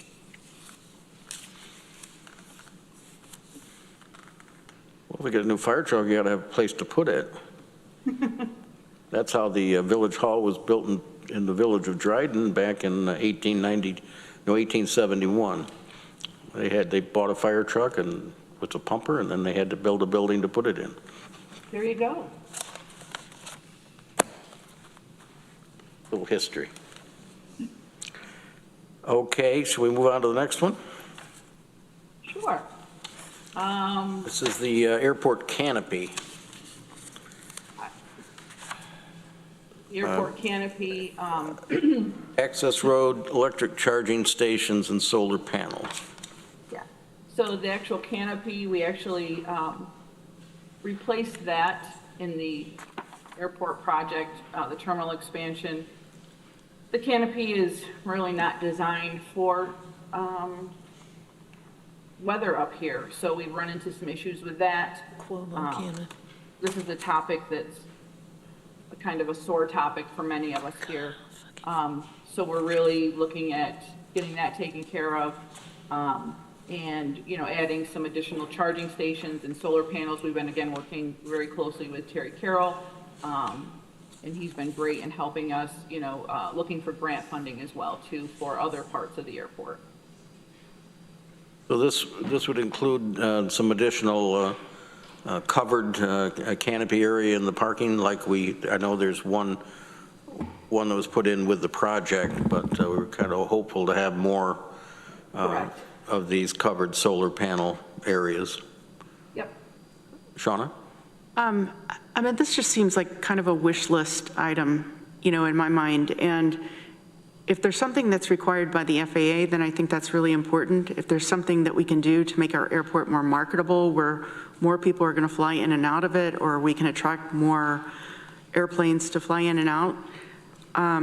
But I probably would not support this.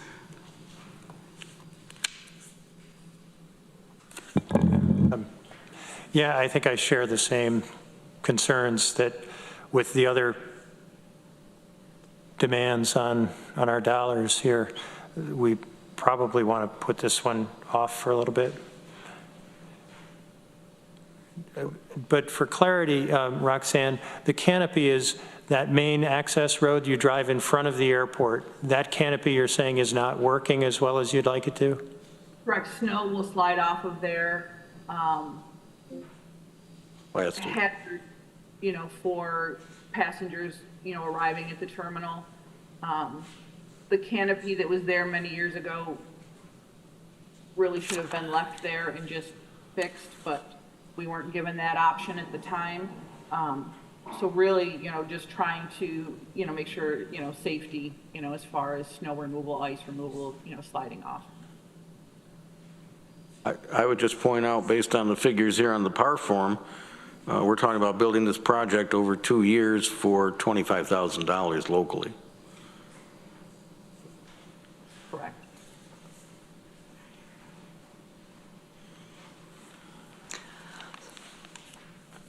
Lisa. I'm just thinking maybe it would be helpful, Roxanne.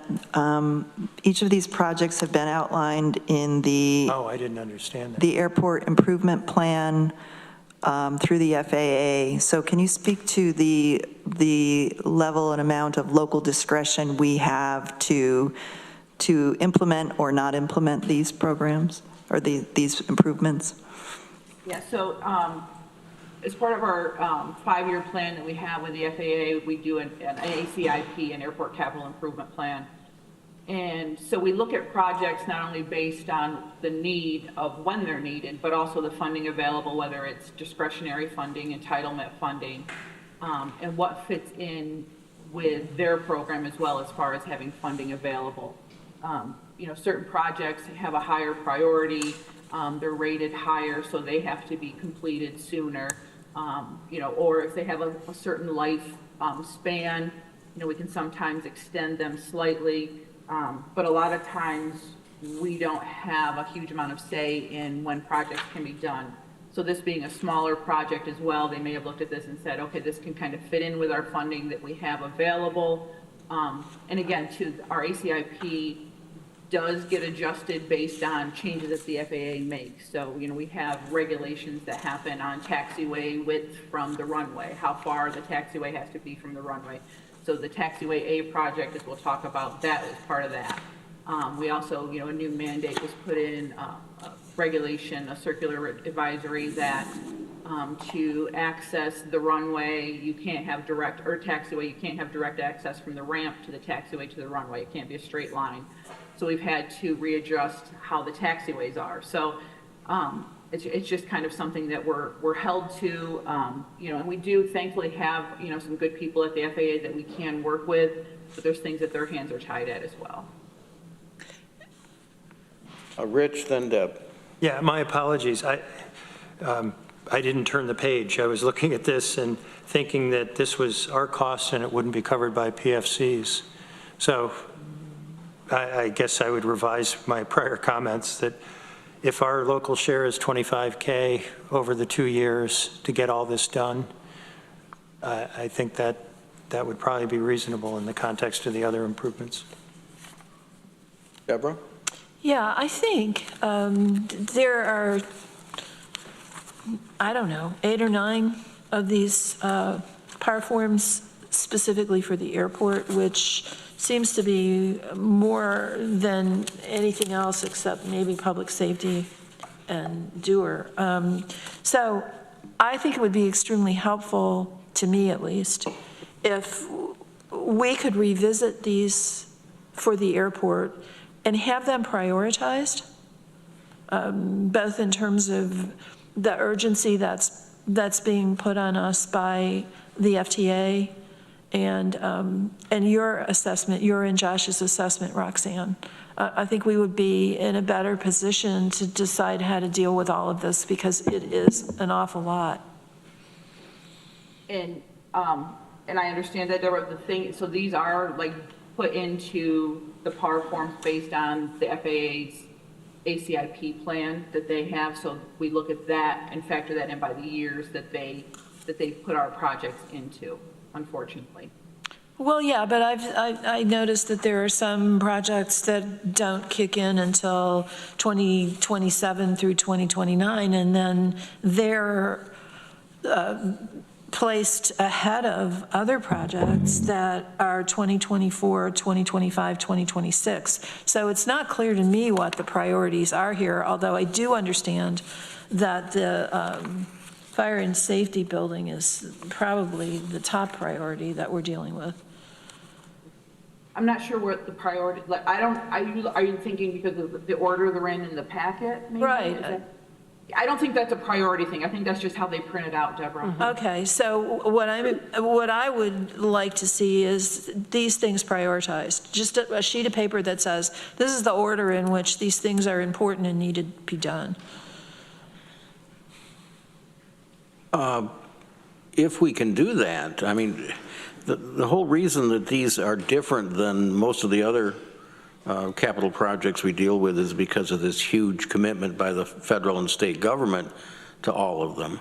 And that's every year it's ongoing. It's because we have an airport.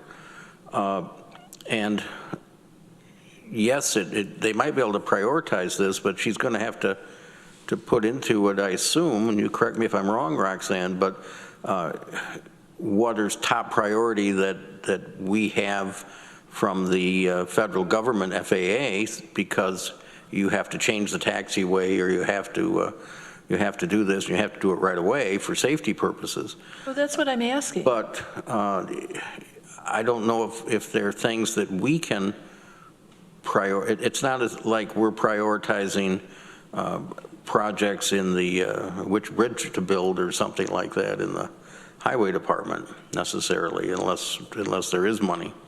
But are you saying that because we have an airport, we have to do these and we have no discretion? On some of those, Deborah, yes, unfortunately. But I want to know which ones of them there are. they're really all of them that have to be done. I can, and it might make more sense too, because of going through the forms, you're like, which year is this starting, which year is this not, is doing a list of, so that you have them more in a list with the amounts. Would that be helpful? Is that what you're, would that be helpful, Deborah? I'm not sure. Well, if we have no discretion about these, then I guess I don't need any help. I'm just here as a rubber stamp. It's quite a process, and you're asking a lot of questions that we always have asked over the years, having to do with the engineering process and everything else that we have that is mandated by FAA. We have this 5-year contracts we have to have with the engineers. We have projects that have to go through the engineering of the airport specific engineers that we have hired. Has to be looked at by other airport specific engineers very often. And there has to be a list of projects that are FAA fundable that have been worked through with the engineers. And that's happened a lot of times. We've seen projects in the past over the years that we said, my gosh, we could probably go out and do this a lot cheaper. But if we're having to go through the project with the FAA and our engineers, it's actually less expensive because we only have to pay our percentage of that rather than the whole amount, or even, and they won't give you they won't give you the funding if you don't go through their hoops. That may be confusing, but I don't think it addresses my concern, but. Deborah, I'll, and I'm happy to go through them too and really look and, and make sure that, we're clear with the FAA, that, but unfortunately, these projects, with it, when it, structure removal, that happen later on, these are things that are just, that we have to do to, ensure safe landing of aircraft. let me. I get the frustration, I do. All right, let me take a time check. Then I've got Shauna and Norma both want to speak. We're almost to 11 o'clock. Rich has to leave. Do we want to continue through these airport ones, or you want to? What would you like to do, folks? I would like to hear from Shauna and Norma, and I think that Lisa or Norma or someone has just put something up on the screen that's helpful in visualizing this. All right. Shauna? Yeah, so every single regional airport in New York State is having issues, and I guess my question is, other counties are not as well positioned to pay for these PFCs as Tompkins County is. What happens if we just don't do them? I mean, what are the consequences of that? And then I guess my second point is I have a hard time believing that the FAA is going to require a new canopy or solar panels or a master plan for pavement management or energy efficiency assessment. So I guess I'm wondering. So Sean, I'll just jump in really quick. The canopy, probably no. But that's just something, if we can get it paid for and, and our cost is $25,000 and it's corrected, yes. Master plan, yes, they do mandate that. They do require that for projects moving forward to make sure that we're, it's a federal mandate, the master plan is. We did the last one in 2012, I believe. Okay. Norma? I just wanted to share what Roxanne, we were talking about the PFCs. This is a report that shows you what the PFCs are for. So in 2025, we're looking at a total of $371,000 for PFCs. And in 2026, it's planned that we'll have $129,000 in PFCs. We have this report that I wanted to show you kind of how right now, as it's laid out in the plan that Roxanne has prepared, these are what our PFCs would look like. So if the county was on the hook to pay for our portion, that's kind of where we are. So are the PFCs the bright blue ones? PFCs are total. I was showing you this based on the project. I can actually switch this to just show it by the object and then you'll see it, just a total. So that's your total right there. So that's how the PFCs are set right now, based on those proposals that have been submitted. So that's how much you want to commit. That doesn't address how much we reasonably anticipate collecting. That's correct. No, yeah, for sure. This is just to give you a picture of what, if we didn't receive the PFCs, this is what we would have to spend. Trying to be helpful. Hopefully it was. Well, it certainly Thank you for that. demonstrates what we are looking at paying out. Thank you, Norma. It You're doesn't welcome. really address whether or not we're going to have those to pay out. Understood. Okay, did you want to continue with these, or do you want to put them over? Lee needs to leave, so I guess we better put them over. Thank you, Roxanne, for your help here this morning, and Norma, Lisa. Thank you. Thank you all for being here. Thank you, Brittany. We'll adjourn.